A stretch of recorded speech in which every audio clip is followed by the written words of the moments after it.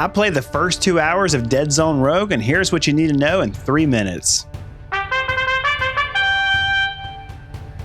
Deadzone Rogue is $25 and it's available on Steam. It's an early access title made by Prophecy Games. We'll talk more about that later.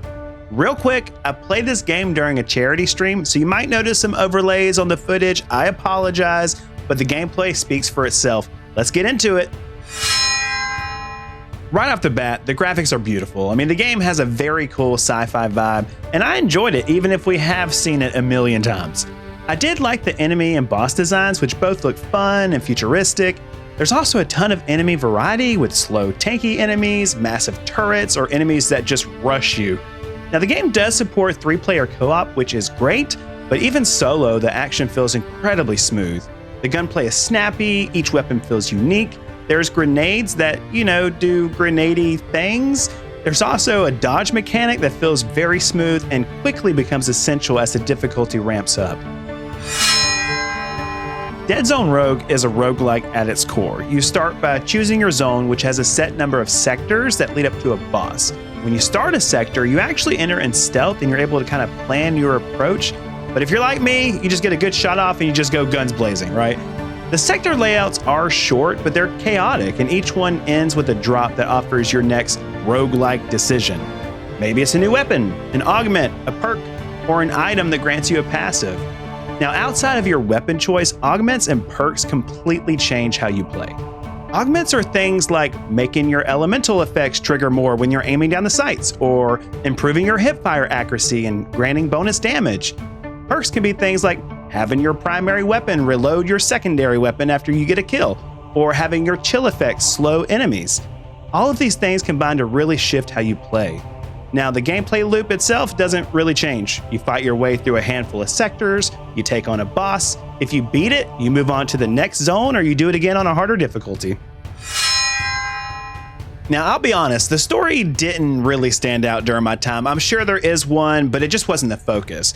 What did stand out was the build variety. Seriously, I mentioned it a lot before, but I can't emphasize enough. Your drops will dictate how you play. You can go heavy on robot companions and enter the boss room with 4 sidekicks. You can stack electricity for AoE and shock everything to get bonus crit damage.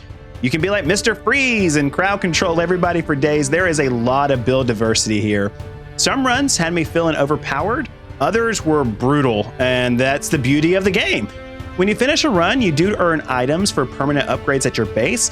Upgrades like increased primary weapon damage or grenade explosion radius. And each upgrade feels impactful and none felt unworthy of the investment.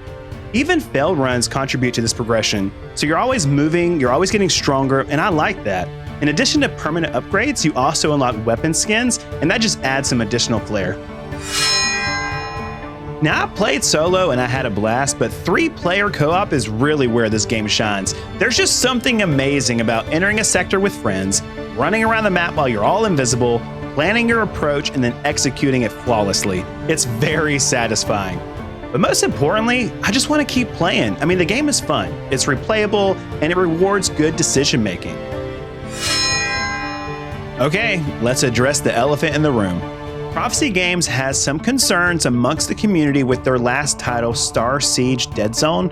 I'm not going to go into the drama, but it's worth mentioning. Some players have strong feelings about the developers, and those feelings are completely valid. But with that said, is Deadzone Rogue a play or a nay? For me, it's a play. As an early access title, it's mostly polished and it's incredibly fun. The developers seem to be listening this time around, and we've already seen that with several updates since launch. I'm having a blast, and I'm already planning the next run with my friends. So, if you like sci-fi roguelikes, first-person shooters, and co-op potential, Deadzone Rogue is absolutely worth checking out. So there you have it, the first 2 hours of Deadzone Rogue reviewed in 3 minutes. If this video helped you out, toss a like, hit the subscribe button. It really does help me out as I'm trying to establish myself here on YouTube. But tell me, have you played Deadzone Rogue? If so, what'd you think? Side note, I stream new indies every Tuesday, so if you have a favorite indie I should check out, let me know in the comments below. And until next time, adventurers, don't trust the goblins.